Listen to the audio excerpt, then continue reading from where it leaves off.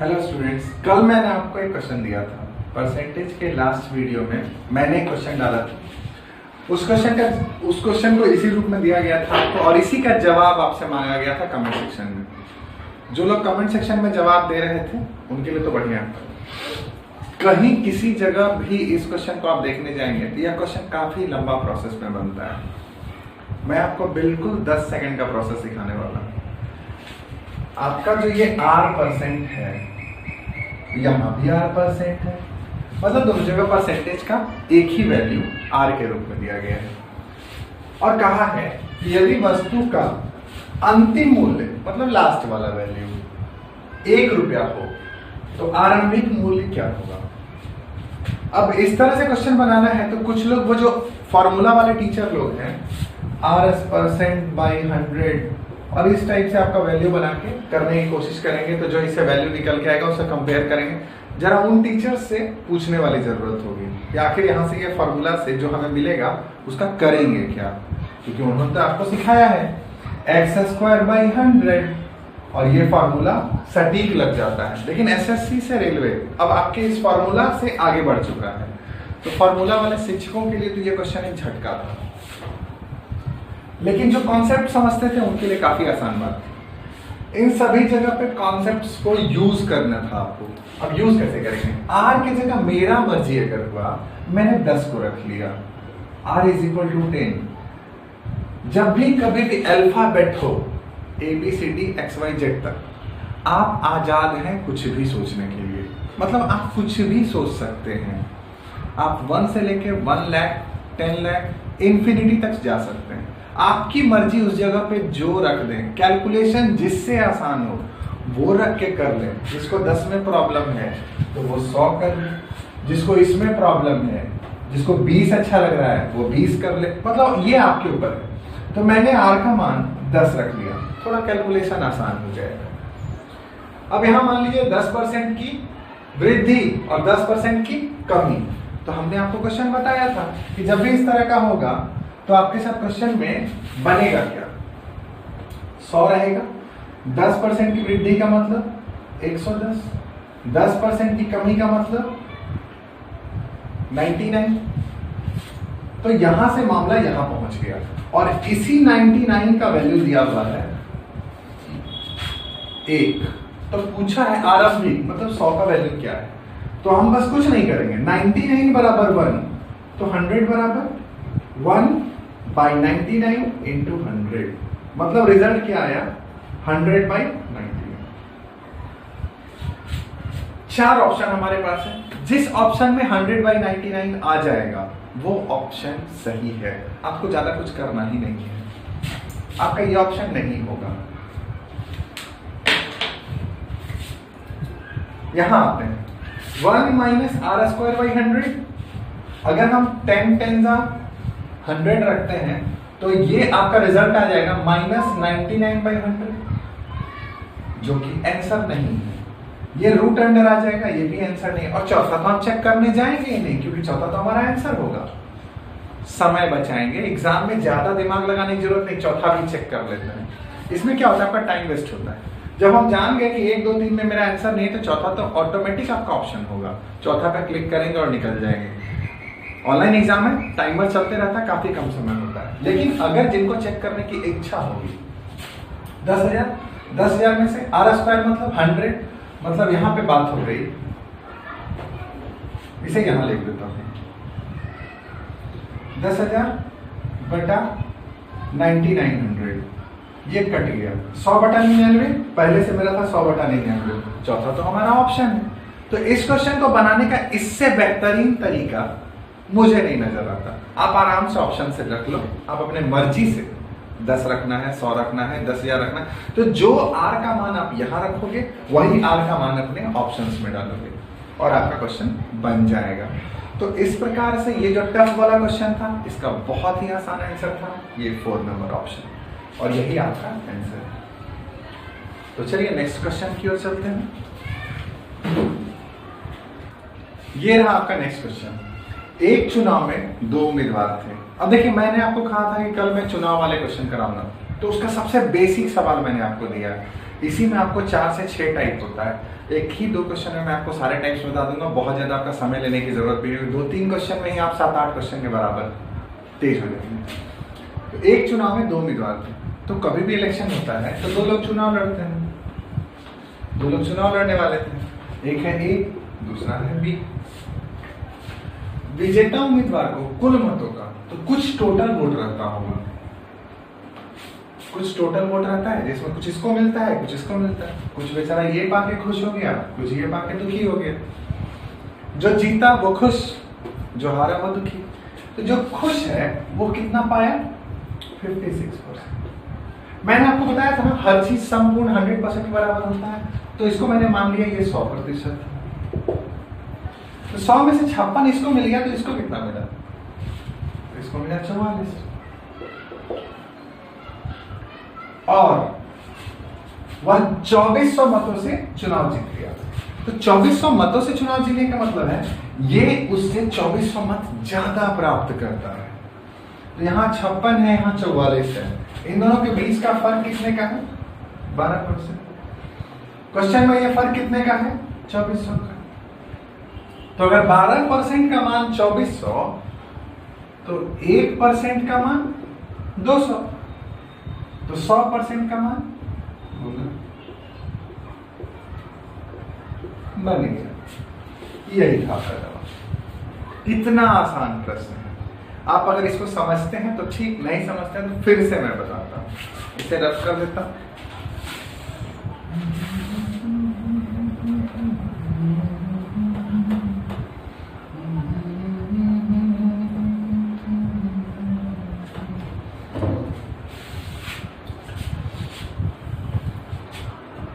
एक चुनाव में कुल मतों की संख्या कितनी होगी?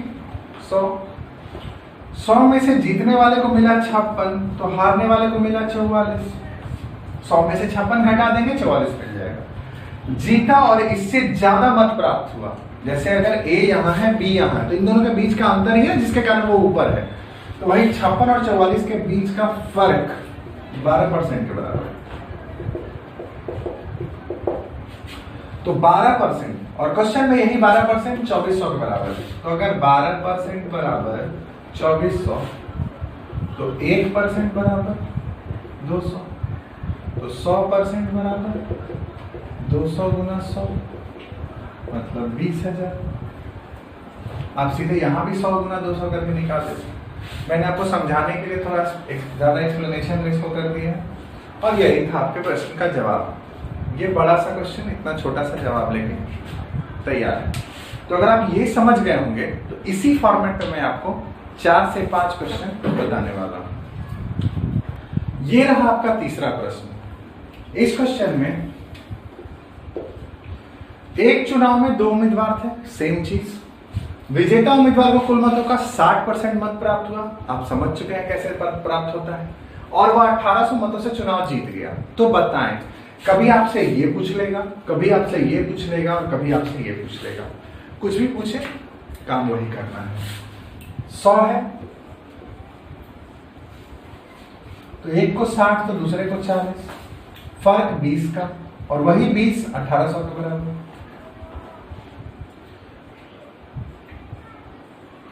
तो एक बराबर हो गया 90, तो कुल मतों की संख्या गुना 90। विजेता उम्मीदवार को मतों की संख्या गुना 90, हारे हुए उम्मीदवार की मतों की संख्या गुना 90, और आपका प्रश्न बन गया। तो विजेता उम्मीदवार का मत कितना हो गया? 100 गुना 90।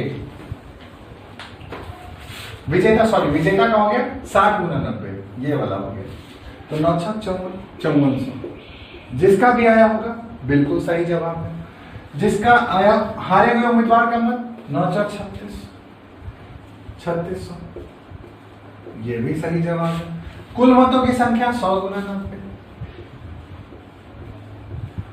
तो आपसे कुछ भी प्रश्न पूछे, मैंने आपको एक ही क्वेश्चन में सारा क्वेश्चन बना दिया। अब इसके ऊपर जितना लोग जिस तरीके से बनाए, मेरा सबसे आसान तरीका यही लगता है, इससे आसान और कुछ नहीं था। तो अब हम लोग जाते हैं इसी के नेक्स्ट टाइप की ओर। ये रहा आपका चौथा प्रश्न। ये है आपका चौथा प्रश्न। इस प्रश्न में देखते हैं, एक चुनाव में 2 उम्मीदवार थे, उम्मीदवारों की संख्या 2 ही रहेगी। 10% मत अवैध हो गए। अवैध और वैध मत, इसके बारे में डिस्कस करेंगे। वैध मतों का 60% मत विजेता उम्मीदवार को प्राप्त हुआ और 900 मतों से चुनाव जीत गया। तो बताएं कि कुल मतों की संख्या क्या होगी, विजेता उम्मीदवार का मत क्या होगा, अवैध मतों की संख्या क्या होगी। मतलब इस तरह का कोई एक क्वेश्चन हो सकता है। आपके एग्जाम में 3 क्वेश्चन नहीं आएगा। मैंने 3 क्वेश्चन को एक बार में समझाने की कोशिश की है। मतलब यही क्वेश्चन रख के ये भी पूछ ले सकता है, ये भी पूछ सकता है, या ये भी पूछ सकता है। अब देखते हैं इसको बनाते कैसे हैं। फिर से उसी प्रोसेस पे चलते हैं। हमारे पास कुल मतों की संख्या कितनी थी? 100। 10 मत अवैध। अब देखिए वैध मत और अवैध मत बनाते हैं। जो वोट, कभी आप इलेक्शन अगर फेस किए होंगे या इलेक्शन के बारे में आपको जानकारी होगी तो आपने देखा होगा कि इलेक्शन में पहले मुहर लगाना पड़ता था। तो मुहर लगाते समय कुछ मत बीच में इधर उधर हो जाता था, वह अवैध मत घोषित कर दिया था, उसकी गिनती नहीं होती थी। या 2 जगह रंगा जाता था या छाप पड़ जाता था तो वह गिनती में नहीं आता था। उन मतों को अवैध मत कहते थे। मतलब वह वोट पड़ने के बाद भी किसी काम के लायक नहीं था, वह किसी उम्मीदवार का पड़ा हो लेकिन वह बेकार मत कहलाता था। तो यही मत अवैध मत कहलाता है। तो चुनाव में कुछ अवैध मत भी होते हैं, उसे हम अलग कर देते हैं। तो जो बच गया मत उसे वैध मत कहते हैं। वैध मतलब जो वोट आपके लिए सही है। तो एक चुनाव में 2 उम्मीदवार था, 10% मत अवैध घोषित हो गया। तो मतलब 100 में से 10 खत्म, तो बचा कितना? 90 बचा। वैध मतों का 60%। अब इसलिए बोला वैध मत, तो आपको यह समझना है इसका मतलब हो गया कुल मत और इसका मतलब हो गया वैध मत। ये समझने वाली बात है, ये आपको जरूर से जरूर समझना है ताकि आपको क्वेश्चन बनाने समय बहुत सहूलियत होगी। वैध मतों का 60%, मतलब 90 का 60%। तो मैं 90 का 60 निकालने की कोशिश करूंगा। 90 का 60%। कुछ लोग यही कर रहे होंगे, नहीं करना था, 3/5 निकाल लेना था। 18 दिया 54। तो 90 का 54 हो गया। अवैध मतों की संख्या 90 में से 54 चला गया तो जो वोट बच गया वही हारने वाले को मिला होगा। तो 90 में से 54 घटाते तो हमें बच जाता है 36 बचता है। तो ये हारने वाले को मिला, ये जीतने वाले को मिला। फिर से क्लियर कर दो, 90 का 60% 54, तो बच गया 40%। तो 90 का 40% 36। तो इन दोनों के बीच का अंतर क्वेश्चन में कितने का है? क्वेश्चन में या 12% के बराबर, 12 नहीं 54, 36, 10, 46, 18% के बराबर। क्वेश्चन में यह अंतर 18%। तो अगर यह 18% का अंतर होगा, मैं इसे मार्क कर दूं अच्छे से ताकि आपको ध्यान बनाए। तो इन दोनों के बीच का फर्क 18% का, और क्वेश्चन में कहता है कि 900 मतों से चुनाव जीत गया। तो 18% ही 900, यहां तक आने के बाद इन दोनों के बीच का फर्क है 18%। तो क्वेश्चन के हिसाब से आता है 18% बराबर 900, तो 1% बराबर 50। तो हमें पता है कुल मतों की संख्या, मैंने प्रश्न पूछा था आपसे, तो कुल मतों की संख्या मतलब 50 गुना 100, तो 100 बराबर कितना हो गया? 5000। तो आपका एक क्वेश्चन का जवाब आ गया। वैध मतों की संख्या नहीं, अवैध मतों की संख्या पूछी गई थी, मतलब 10% का मान पूछा गया था। तो 10% बराबर 500। जिनका ये आया होगा वो भी सही होंगे। और आपसे पूछा गया था विजेता उम्मीदवार का मत, तो 54 का मान पूछा गया था, तो 54% का मान आपको बता देना था। 5 बच्चे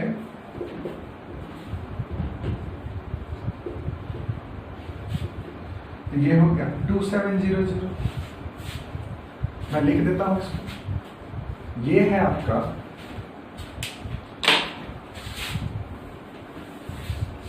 कुल मत 100%। ये है आपका अवैध मत, और ये है आपका विजेता। तो ये 3 प्रश्न मैंने पूछे थे और मैंने तीनों का जवाब दे दिया। एक ही प्रश्न में तीनों नहीं पूछा जाएगा। तो ये आपको मैंने लगातार 3 प्रश्न जो मैं कराता, सो मैंने आपको एक ही प्रश्न में इन तीनों को समाहित कर दिया। तो इस प्रकार से काफी आसान तरीके से हम लोग इस क्वेश्चन को बना सकते हैं, उम्मीदवार वाला क्वेश्चन। अब इसके बाद एक लेवल और अप हो जाएगा।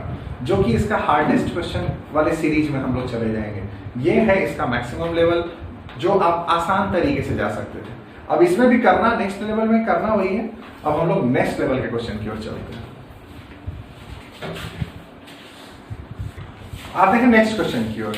इस क्वेश्चन में दिया है एक चुनाव में 2 उम्मीदवार थे, 10% लोगों ने मत नहीं डाला, मतलब 10% तो वोट देने ही नहीं गए। 11.1/9 11.1/9% मत अवैध हो गए, मतलब 11.1/9% मत अवैध, वही वैध और अवैध वाली कहानी, बेकार हो गया। विजेता उम्मीदवार को वैध मतों का 75% मत प्राप्त हुआ, बहुत अच्छी बहुमत से जीत हुई, और वह 3000 मतों से चुनाव जीत गया।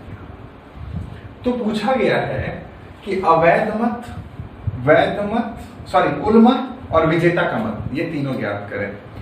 देखिए करना तो कुछ नहीं था, इतने को अलग कर देते हैं, ये रहा आपका प्रश्न और इधर बना लेते हैं। पूछा है 10% मत लोगों ने मत नहीं डाला, मतलब 100 लोग थे, 10 लोगों ने वोट नहीं डाला तो 90 हो गए, 100 से 90 चले गए। 11 1/9%, इसका मतलब मैंने आपको बताया था 1/9। 11.1/9% का मतलब होता है 1/9। ये कैसे आता है? 11.1/9% का मतलब 1199 100/9%। परसेंट हटाएंगे, डबल जीरो लगाएंगे, ये कटेगा और 1/9 हो जाएगा, तो मतलब 90 का 1/9 तो 10, तो इसमें से 10 घटा दिए तो हो गया 80। यहां तो पहुंच गए, यानी वैध मतों की संख्या, ये हमारा क्या है, ये हमारा है वैध मत और ये है कुल मत। ध्यान रखना है। अब 80 अवैध मत है, वैध मत है, इसका 75%, 80 का 75%, 75% का मतलब होता है 3/4। इसको भी हम लोग सॉल्व करते जाएंगे। 75% मतलब 3/4, मतलब 80 का 3/4, मतलब हो गया 60। तो यानी जीतने वाले को 80 में से 60 मिला, तो हारने वाले को कितना मिल गया? 20। यही है आपका क्वेश्चन। अब इसमें अंतर हम निकाल लें, 60 में से 20 गया तो बच गया कितना? 40। यही 40 3000 के बराबर है।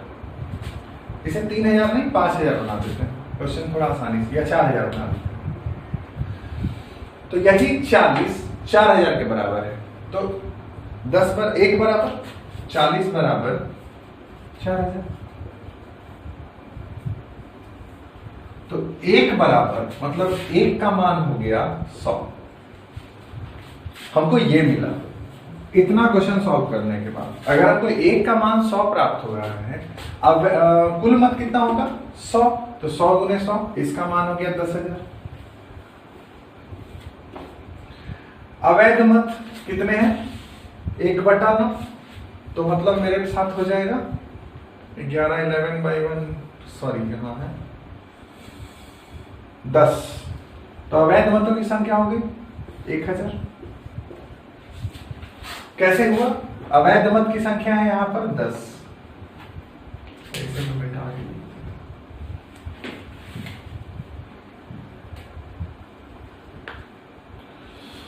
यही 10 है, तो अवैध मतों की संख्या हो गई 10। तो यहां से हमने लिख लिया 10 गुने 100 1000, और लास्ट है विजेता का मत, तो विजेता को प्राप्त हुआ 60, तो 60 गुने 100 हो गया 6000। इस क्वेश्चन को अगर हम फिर से रब करके अगर एक बार एक्सप्लेन करना चाहें तो ये आपका क्वेश्चन बनाना था, मैंने बना दिया, फिर से मैं इसे एक्सप्लेन कर देता हूं। देखते हैं, पहले फिर से कोशिश की इसको बनाने की। तो बताएं कि कुल मतों की संख्या निकाल लेंगे, तो आ जाते हैं फिर से। कुल मतों की संख्या अगर रही होगी 100, तो 10% लोगों ने मत नहीं डाला, तो 10% नहीं डाले, तो बचा कितना? 90।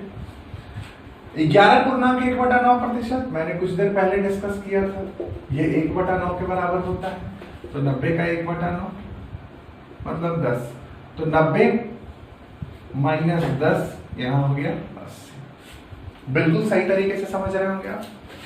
और उसके बाद यह विजेता उम्मीदवार को वैध मत होगा, यही है अपना वैध मत, इसी को कहेंगे वैलिड वोट्स, वैध है।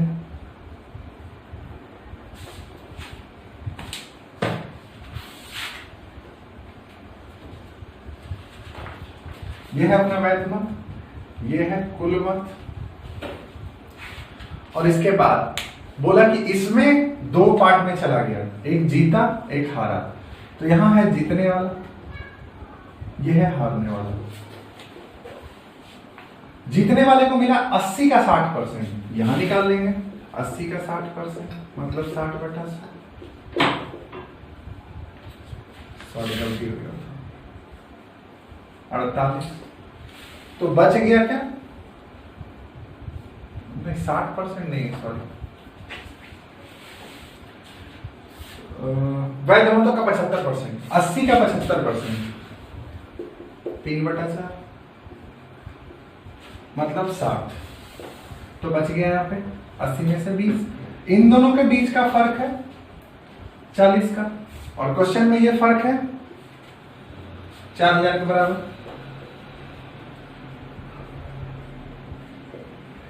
तो 1 बराबर अगर 100 आ जाते हैं, 1 बराबर 100, तो 100 बराबर 10,000। तो ये मेरा निकल गया कुल मत 80 गुना 100। वैध मतों की संख्या अगर निकालनी होगी तो ये हो जाएगा 8000। आपसे पूछेगा विजेता का, तो गुना 100 कर देंगे, तो ये हो जाएगा 6000। और आपको कुछ और पूछा था, हाँ एक चीज और पूछा था कि अवैध मतों की संख्या। तो अवैध मतों की संख्या कितनी है? 10। तो 10 गुना 100 1000 गुना 100। ये रहा आपका पूरा प्रश्न। और इसमें मैंने एक ही प्रश्न में आपको 4 प्रश्न हल करा दिए। तो 4 अलग अलग क्वेश्चन करने की बजाय हमने एक प्रश्न में ही बहुत कुछ सीख लिया। इसका लास्ट एक और क्वेश्चन बचा हुआ है जो मैं आपको नेक्स्ट वीडियो में बताऊंगा। और आज तक के लिए जो जितना भी मैंने बताया है, इन सभी क्वेश्चंस को आपको फिर से डील करना है, दोबारा अपने कॉपी में रिपीट करेंगे और कोशिश करेंगे कि ये सभी कुछ आपको अच्छे से समझ में आया हो। और कमेंट सेक्शन में अगर समझ में आए तो उसके लिए भी कुछ जवाब दें, नहीं समझ में आए तो उसके लिए भी कुछ जवाब दें। चैनल को सब्सक्राइब, शेयर, लाइक, कमेंट करते रहें। बेल बटन जरूर दबाएं ताकि आपको डायरेक्ट वीडियो अपने पास मिल जाए, ढूंढना ना पड़े। और इस प्रकार परसेंटेज के सफर में हम लोग काफी आगे टाइप 5 को पार कर रहे हैं। वैसे मेरा 6ठा वीडियो है, टाइप 6 मान सकते हैं। इसके बाद मैं आपको बेसिक परसेंटेज के कुछ और क्वेश्चंस बचे हुए हैं, जैसे एक क्लास में इतना बच्चा इतना नंबर से फेल हो जाता है, इस टाइप का प्रश्न आता है। कुछ इस टाइप का एक और प्रश्न आता है जिसमें देता है कि एक गांव में इतने पुरुष थे इतना महिला थे, उसका महिलाओं का 10%, पुरुषों का 20%, इनमें वृद्धि और कमी होती है, उससे जुड़ा हुआ कुछ प्रश्न होता है। फिर 75% लोग इंग्लिश पढ़ते हैं, 20% लोग मैथ पढ़ते हैं, कुछ परसेंट लोग दोनों चीज पढ़ते हैं, इस टाइप का एक प्रश्न होता है, ये भी आपको बताना है। मतलब अभी 4-5 लेक्चर परसेंटेज का और आने वाला है। और इसके बाद आप परसेंटेज में सफिशिएंट अमाउंट ऑफ क्वेश्चंस कर लेंगे। तो आज के लिए इतना ही, और परसेंटेज के नए वीडियो के साथ मैं फिर से आपको मिलूंगा। और जितना ज्यादा से ज्यादा सब्सक्राइब और शेयर करें।